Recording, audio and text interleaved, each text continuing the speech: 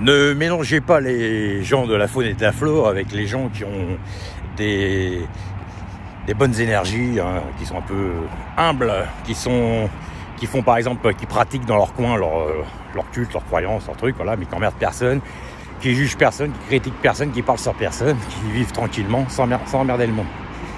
Voilà, qui ne montrent pas ce qu'ils possèdent ou c'est ça, de toute façon, surtout quand on n'en a rien à cirer. Donc voilà. Donc, voilà. Comme je disais l'autre fois, faut pas mettre tout le monde dans le même panier, hein, quand il y a eu les émeutes avec le football, tout ça. Voilà. Vous avez les gens dans l'égocentrisme, hein, comme je disais, et puis les gens dans l'humilité, hein, voilà. Moi, par exemple, voilà, ce n'est pas du tout dans mon caractère d'aller tout casser, tout ça pour rien. À la rigueur, si je suis furax contre quelque chose, à la rigueur, parce qu'on a été injuste avec moi, à la rigueur, je dis pas le contraire. Mais jamais gratuitement. Voilà. Ça ne me viendrait même pas à l'idée, quoi. Voilà, je veux dire, il y a des gens, ils font le mal, c'est inné en eux. Moi, ça me viendrait même pas à l'idée. Je veux dire, voilà. Je n'ai jamais touché à quelque chose qui ne m'appartient pas, à part si je demande avant. Voilà, c'est-à-dire que j'ai jamais emprunté ou volé ou quoi que ce soit à personne. Non. Voilà, parce qu'on n'a pas été éduqué à ça. On a été éduqué avec des valeurs de respect. Déjà, moi, j'ai des parents qui sont beaucoup plus âgés, qui ont connu, comme je disais l'autre fois dans une vidéo, ils ont traversé la Seconde Guerre mondiale quand ils étaient enfants. Parce que mes parents m'ont eu tard. Mon père me disait toujours, dans les années 50, il n'y avait pas le bordel qu'il y a aujourd'hui. Hein. Les gens étaient respectueux, tout ça. Hein. Donc voilà. Donc après, bon voilà. Bon après, il y a eu de la mixité dans le pays, tout ça, à partir des années 70, tout ça. Mais après, dans le lot, vous n'avez pas que des mauvaises personnes non plus, attention. Hein. J'ai jamais dit que c'était tout le monde. Mais voilà, la société dans laquelle on vit. Mais les gens en compétition les uns contre les autres, tout ça. Alors c'est la course à celui qui a la plus belle voiture, la plus belle gonzesse, qui a le plus de possession chez lui, tout ça. Mais c'est pas le but en soi. Quand on part en vacances, comme je disais une fois, vous pouvez partir aux Seychelles ou n'importe où. Si vous y allez tout seul, vous avez des souvenirs seuls. Les souvenirs, ça se fait avec quelqu'un. Donc ce qui compte réellement, enfin du moins pour moi, c'est les souvenirs qu'on a avec les gens.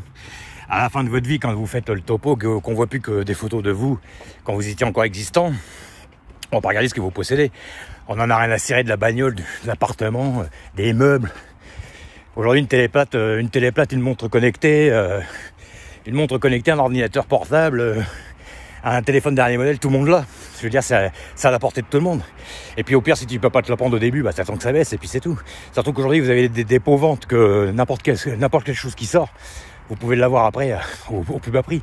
C'est parce que c'est la loi de la consommation qu'il faut que les gens ils sont formatés à acheter tout de suite. Bon après, chacun fait ce qu'il veut par rapport à son pouvoir d'achat, bien sûr. Mais ce que je veux dire, voilà. Donc qu'est-ce qu'il fait ? On vous montre que voilà, vous n'êtes plus dans le coup si vous n'avez pas le dernier iPhone, si vous n'avez pas la dernière console de jeu à la mode, si vous n'avez pas le dernier ceci, ça. Bon, si vous pouvez l'avoir, bah vous l'achetez, il n'y a pas de problème, mais il y en a, ils peuvent pas. Il y en a, ils peuvent pas l'avoir parce qu'ils n'ont pas les moyens, tout ça, donc ça crée de la frustration, ça crée des vols, ça crée tout ça, ou alors les gens ils volent pour revendre, voilà. Le problème aussi, de toute façon, moi je leur donne pas non plus entièrement tort parce que je dis pas que c'est bien, mais il y a certains moments, je suis désolé, s'il y avait un petit peu moins d'écart de salaire, un petit peu moins d'écart entre les classes sociales, tout ça vous l'auriez pas non plus. Hein, moi je suis désolé, l'économie parallèle, elle est largement favorisée par tout ce qui se passe dans le pays, tout ça. Hein. C'est peut-être un petit peu trop pour les uns, peut-être pas assez pour les autres, d'accord ? Alors, évidemment, il y a des gens qui créent de la richesse. Ils ont créé de la richesse, voilà, mais c'est pas... Tout le monde ne peut pas le faire, tout le monde n'a pas l'idée. Et puis, de toute façon, même si vous voulez le faire, quand le marché du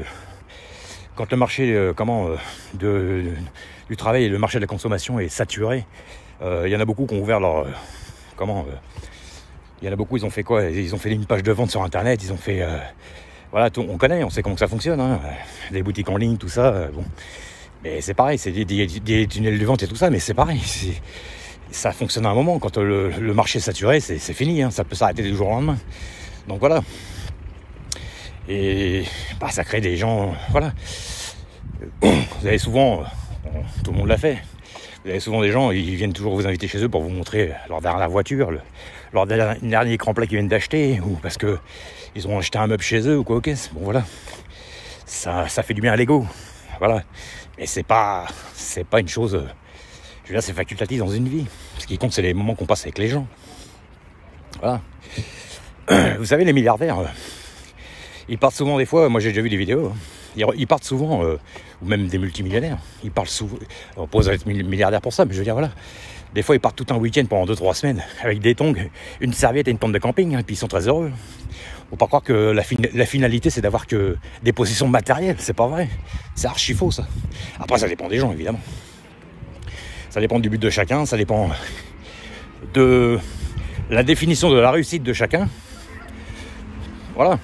Moi je sais que je me sens bien que quand voilà, je sais pas, quand j'ai eu un sourire de quelqu'un dans la journée, ou même quand j'ai pu renseigner quelqu'un ou quoi aux caisses, ou quand je fais un cadeau à quelqu'un, je me sens bien, je me sens content, je me sens accompli. Voilà. Et évidemment, il y a des moments, je pense à moi aussi, je m'achète des trucs, bien sûr, mais c'est pas systématiquement, voilà.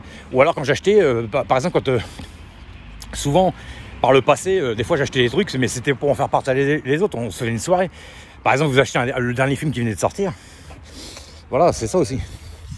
C'est que on achetait le dernier film qui venait de sortir, par exemple, et ben c'était pour en faire profiter aussi la famille.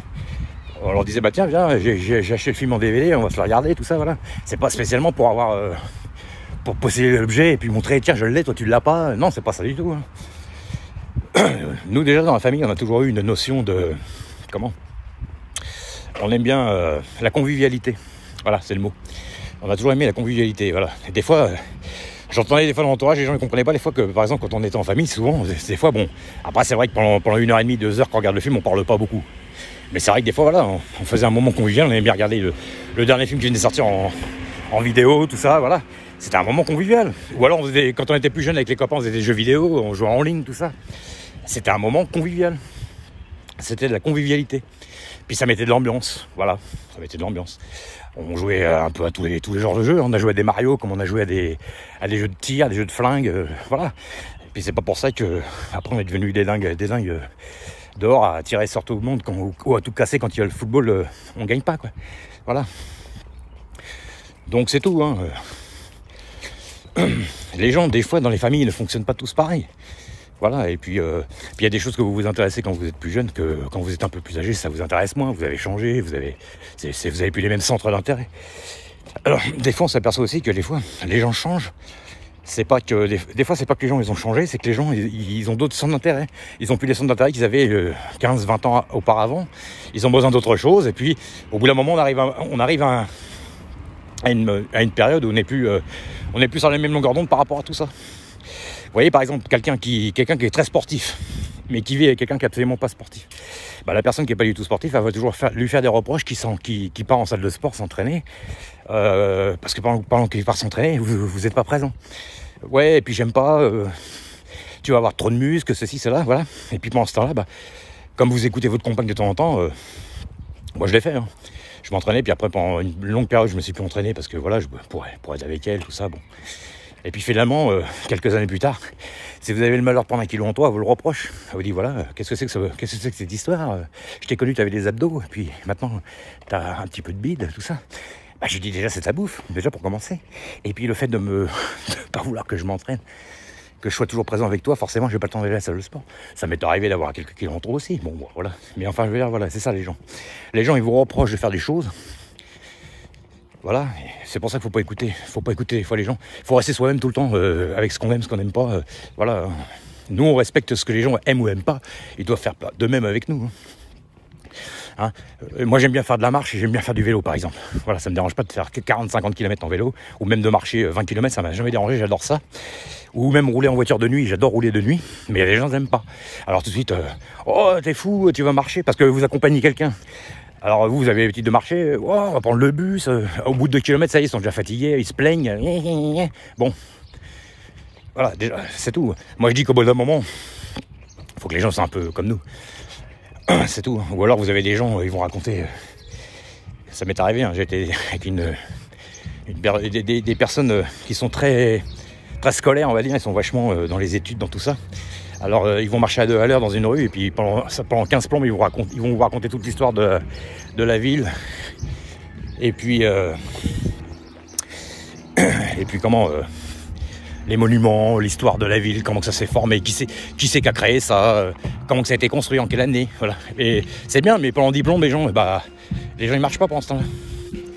Et puis vous êtes derrière. Ah, il y a une fête. Bon allez, à plus tard.